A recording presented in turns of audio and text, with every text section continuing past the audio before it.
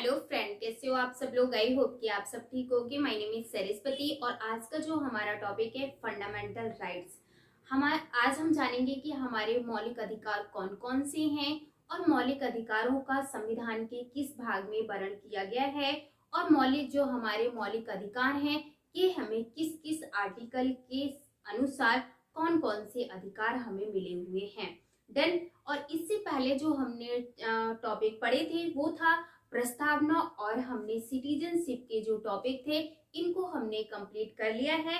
अगर आपने ये टॉपिक नहीं देखी तो नीचे डिस्क्रिप्शन में लिंक दिया हुआ है, आप वो भी क्लासेस देख सकते हैं। देन अब हम अपना टॉपिक स्टार्ट करते हैं फंडामेंटल राइट्स। और अगर आप अपने GK teacher academy YouTube channel पर पहली बार विजिट कर रहे हैं तो प्लीज चैनल को सब्सक्राइब एंड बेल आइकन को प्रेस कर लीजिए जिससे कि आने वाली हर नई वीडियो का नोटिफिकेशन आप तक पहुंच जाए। तो अब हम अपना टॉपिक स्टार्ट करते हैं मौलिक अधिकार। सबसे पहले जो मौलिक अधिकार हैं इनमें हम कुछ बेसिक बातें समझ लेते हैं जो कि बेसिक एग्जाम्स में पूछी जाती हैं। तो सबसे पहले एग्जाम्स में क्वेश्चन बनता है कि जो मौलिक अधिकार हैं इनको संविधान के किस भाग में जोड़ा गया है। तो संविधान के भाग थर्ड में मौलिक अधिकार को जोड़ा गया है या फंडामेंटल राइट्स को जोड़ा गया है। देन नेक्स्ट क्वेश्चन बनता है कि जो मौलिक अधिकार हैं इनको किस देश के संविधान से लिया गया है। तो जो हमारे फंडामेंटल राइट्स हैं या जो हमारे मौलिक अधिकार हैं इनको हमने अमेरिका के संविधान से लिया है। तो मौलिक अधिकारों को किस देश के संविधान से लिया गया है या किस देश के संविधान से लिए गए हैं, तो अमेरिका के संविधान से मौलिक अधिकारों को लिया गया है। चल अब आपको पता होना चाहिए कि जो मौलिक अधिकार हैं ये टोटल हैं कितने। तो टोटल की अगर हम मौलिक अधिकारों की बात करें तो टोटल मौलिक अधिकार जो हैं वो 7 है। जब हमारा संविधान बना था उस टाइम मौलिक अधिकार हमारे 7 थे, लेकिन 44वें संविधान संशोधन के तहत 44वें संविधान संशोधन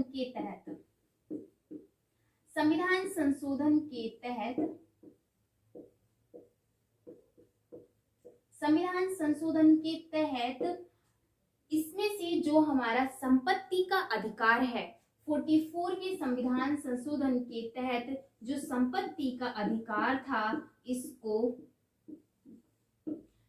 संपत्ति के अधिकार को कानूनी अधिकार बना दिया गया है।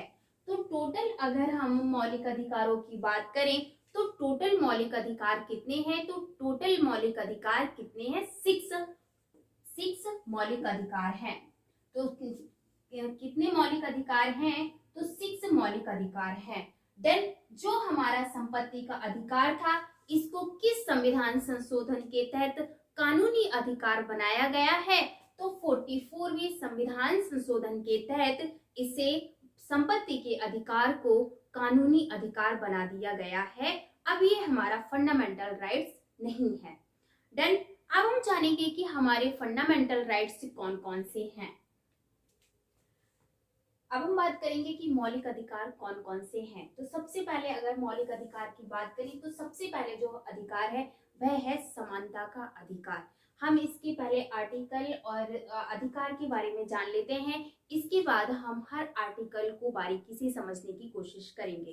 तो सबसे पहले है समानता का अधिकार। समानता के अधिकार की बात करें तो यह अनुच्छेद या अनुच्छेद 14 से लेकर 18 तक समानता के अधिकार के बारे में चर्चा की गई है। देन नेक्स्ट है स्वतंत्रता का अधिकार। तो स्वतंत्रता के अधिकार की बात करें तो यह अनुच्छेद 19 से लेकर 22 तक स्वतंत्रता के अधिकार के बारे में चर्चा की गई है। देन नेक्स्ट जो अधिकार है शोषण के विरुद्ध अधिकार। शोषण के विरुद्ध के अधिकार की बात करें तो यह अनुच्छेद 23 से लेकर 24 तक शोषण के विरुद्ध अधिकार के बारे में चर्चा की गई है। देन नेक्स्ट अधिकार है धार्मिक स्वतंत्रता का अधिकार। धार्मिक स्वतंत्रता का जो अधिकार है यह अनुच्छेद 25 से लेकर 28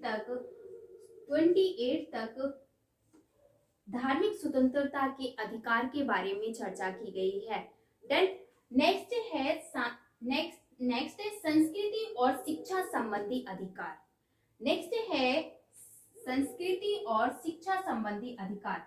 तो यह जो आर्टिकल है या अनुच्छेद है, यह 29 से लेकर 30 आर्टिकल में संस्कृति और शिक्षा संबंधी स्वतंत्रता के बारे में चर्चा की गई है।